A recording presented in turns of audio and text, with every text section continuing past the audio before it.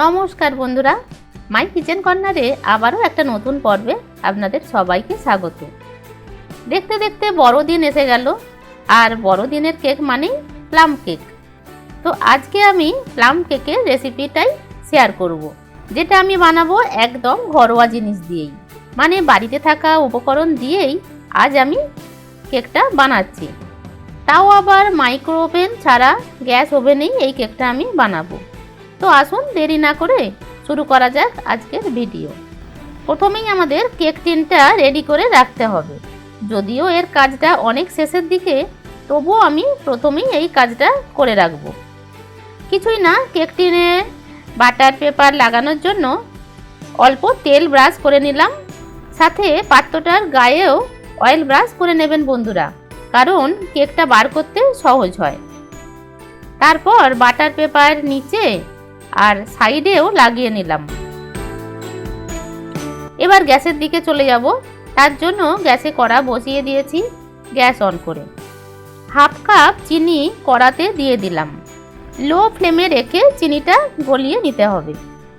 এইভাবে একটু ছড়িয়ে দেবেন, তাতে তাড়াতাড়ি গলে যাবার প্রসেসটা শুরু হয়ে যায়। দেখতেই পাচ্ছেন বন্ধুরা, চিনিটা গলতে শুরু করে দিয়েছে। তো এখন অনবরত মিশিয়ে যেতে হবে, যাতে ওপরের চিনিটাও গলে যেতে পারে। এদিকে আমি কিছু ড্রাই ফ্রুটস নিয়েছি। এখানে কালো কিশমিশ, নর্মাল কিশমিশটাও নিয়েছি আমি। এটা জিঞ্জার ফ্লেক্স আমার কাছে ছিল, তাই আমি নিলাম। আপনার কাছে থাকলে দেবেন, না থাকলেও কোনো অসুবিধা নেই। কাজু আমন্ডটাও আমি কুচি করে নিয়েছি। এবার পেঠাটাও কুচি করে নেব। এদিকে চিনিটা সম্পূর্ণ গলে গেছে, কালারটাও চেঞ্জ হয়ে গেছে। গ্যাসের ফ্লেমটা লোতে রেখেই আমি চিনিটা মেল্ট করে নিলাম। এখন ফ্লেমটা অফ করে দিয়ে আমি জল দেব হাফ কাপ। গ্যাসের ফ্লেমটা অফ করে দিলে জল ছিটকে আসার সম্ভাবনা কম, তাই আমি গ্যাসের ফ্লেমটা অফ করে জলটা ঢাললাম। জল দেওয়ার পর যদি এই ক্যারামেলটা জমে যায়, তাতে চিন্তা করবেন না। জল দিয়ে মেশাতে থাকলে আবারও মেল্ট হয়ে গিয়ে জলের সাথে মিশে যাবে। এখন আমি গ্যাসের ফ্লেম আবার অন করে দিয়ে মেশাতে থাকবো। প্লাম কেকের যে ক্যারামেল ফ্লেভারটা হয়, তা এই ক্যারামেল সিরাপের জন্যই হবে। সাথে কালারটাও দারুণ সুন্দর আসবে। এখন দেখুন বন্ধুরা, জলের সাথে সম্পূর্ণ ক্যারামেলটা মেল্ট হয়ে গেছে। এই সময় ফ্লেমটা অফ করে দিলাম, আর যে ড্রাই ফ্রুটসগুলো কুচিয়ে নিয়েছিলাম সেগুলো দিয়ে দিলাম। গরম অবস্থাতেই এগুলো দিয়ে দিলাম। এবার আমাদের কেকের ব্যাটারটা বানাতে হবে। তার জন্য বড় একটা বাটিতে নিয়ে নিলাম ময়দা।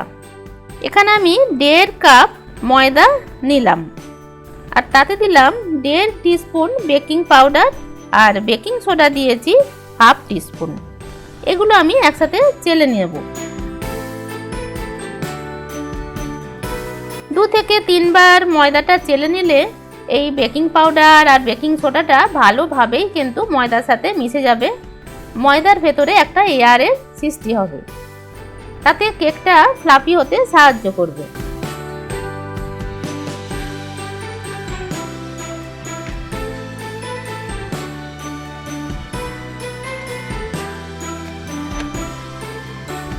এখানে গুঁড়ো দুধ নিলাম আমি 2 চামচ। এই গুঁড়ো দুধটা দিলে কিন্তু কেকের স্বাদটা আরও ভালো হয়। বন্ধুরা, গুঁড়ো দুধটা অবশ্যই দেওয়ার চেষ্টা করবেন।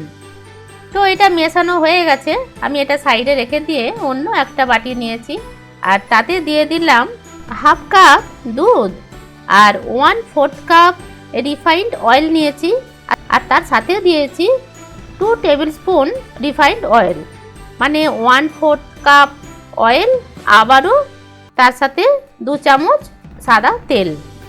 এর সাথে মিশিয়ে নিলাম 1 টিস্পুন দারচিনি পাউডার আর 1 টিস্পুন এলাচ গুঁড়ো। খুবই অল্প, মানে 2 পিঞ্চের মতো আমি সল্ট দেব, মানে কেকের মিষ্টিটা ব্যালেন্স করার জন্য। আর হাফ টিস্পুন ভ্যানিলা এসেন্স দিয়ে মিক্স করে নেব। 4 থেকে 5 মিনিট এটা মিক্স করে যেতে হবে।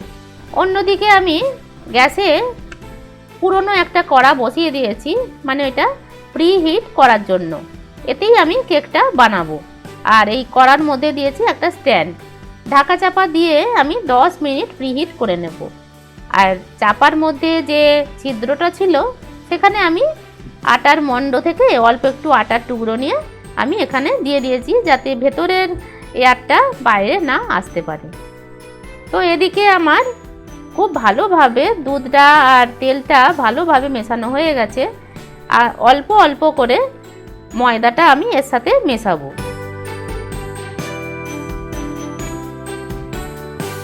সম্পূর্ণ ময়দাটাই আমার মেশানো হয়ে গেছে। দেখতেই পাচ্ছেন বন্ধুরা এখানে কতটা টাইট একটা ব্যাটার তৈরি হয়েছে। তো কোনো চিন্তা করার কারণ নেই, আমাদের যে ক্যারামেল সিরাপটা ছিল সেইটা এর মধ্যে দিয়ে দিলেই কিন্তু ব্যাটারটা ভালো মতোই রেডি হয়ে যাবে। এখন দেখুন ব্যাটারটা খুব ভালো মতো রেডি হয়ে গেছে। এবার আমি কেক টিনটা যে রেডি করেই রেখেছিলাম তাতে সম্পূর্ণ ব্যাটারটাই ঢেলে দেব। 6 ইঞ্চি আমার কেক টিন ছিল, তাতে সম্পূর্ণ ব্যাটারটাই আমার ধরে গেছে। ওপর থেকে কিছুটা অংশ কিন্তু খালি রাখতে হবে, যাতে কেকটা ফুলতে জায়গাটা পায়। ওপর থেকে কিছু ড্রাই ফ্রুটস আমি আলাদা করে রেখেছিলাম, সেইগুলো সাজিয়ে দিলে খুব সুন্দর একটা দেখতে লাগে, মানে ওপর থেকে কালারফুল দেখতে লাগে। এখানে আমি দিয়েছি কাজু বাদাম, কালো কিশমিশ, টুটি ফুটি আর পেঠাও আমার কিছুটা ছিল, আমি দিয়েছি সাজানোর জন্য। এবার এই কেক টিনটা আমি প্রিহিটের যে কড়াটা ছিল সেখানে আমি বসিয়ে দিলাম। খুব সাবধানে বসাতে হবে, কড়ার ধারগুলো খুবই গরম আছে।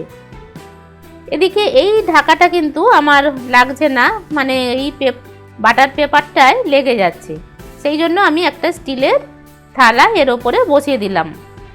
লক্ষ্য রাখতে হবে এই থালাটা যেন ভালোভাবে বসে যায়, যাতে ভেতরের হাওয়াটা একদমই না বেরোতে পারে। তো এইভাবে আমি 45 মিনিট লো ফ্লেমে বসিয়ে রেখেছিলাম। 45 মিনিট পর টুথপিক আমি গেঁথে দেখে নিচ্ছি যে ঠিকমতো হয়েছে কিনা। দেখলাম কেকটা কিন্তু এখনো বাকি আছে। তো আবারও আমি 15 মিনিট এটা লো ফ্লেমেই বসিয়ে রাখলাম। তো এখন 15 মিনিট পর আমি আবার চেক করে দেখছি। দেখুন টুথপিকটা কি দারুণ সুন্দরভাবে বেরিয়ে এলো, কোনো ব্যাটার এতে লাগা নেই। তো এই কেকটা আমার সম্পূর্ণ হতে টাইম লাগলো 1 ঘন্টা। তবে মাইক্রোওভেনে দিলে কিন্তু এর থেকে অনেক কম টাইমেই হয়ে যায়, মানে 45 মিনিটেই কিন্তু কেকটা হয়ে যেত। তো ওপর থেকে আমি একটু চিনির সিরা আমি ব্রাশ করে দিলাম ওপরটা নরম থাকার জন্য, আর সঙ্গে সঙ্গেই ঢাকা চাপা দিয়ে দিয়েছি এই গরম অবস্থাতেই। তো এইভাবেই কেকটা আমি ঠান্ডা হতে রেখে দেব 20 থেকে 25 মিনিট পর। তারপর আমি কেকটা ডিমোল্ড করব। এবার সাইডের পেপারগুলো খুলে নিলাম, কেক টিনটা আমি ডিমোল্ড করে নিলাম। পাত্রটা উল্টে আমি কেকটা ডিমোল্ড করে নিলাম। এই দেখুন কতটা সুন্দর আমাদের প্লাম কেক রেডি হয়ে গেল। কোনো ডিম ছাড়াই কতটা সুন্দর স্পঞ্জি কেক তৈরি হয়ে গেল, কোনো ঝামেলা ছাড়াই। কতটা সফট হয়েছে দেখে নিশ্চয়ই বুঝতে পাচ্ছেন। এইভাবে কেক যদি বাড়িতে একবার বানিয়ে নেন তো দোকান থেকে কেক আনা ভুলে যাবেন। আশা করছি বন্ধুরা আজকের এই সহজ কেকটা আপনাদের খুব ভালো লেগেছে। ভালো লাগলে আপনিও বাড়িতে বানিয়ে ফেলুন আর আমাকে কমেন্ট করে বলুন কেমন হয়েছে। আর যদি আজকের রেসিপি ভালো লাগে তো লাইক করবেন, শেয়ার করবেন আপনার বন্ধু বা আত্মীয়দের সাথে। আর যদি এখনও চ্যানেলটাকে সাবস্ক্রাইব না করে থাকেন তাহলে তাড়াতাড়ি সাবস্ক্রাইবটা করে দিন, কেননা এই রকম সহজ রেসিপি আসবে এই চ্যানেলেই। আজকের ভিডিও এখানেই শেষ করছি। আপনারা ভালো থাকবেন, সুস্থ থাকবেন। ধন্যবাদ।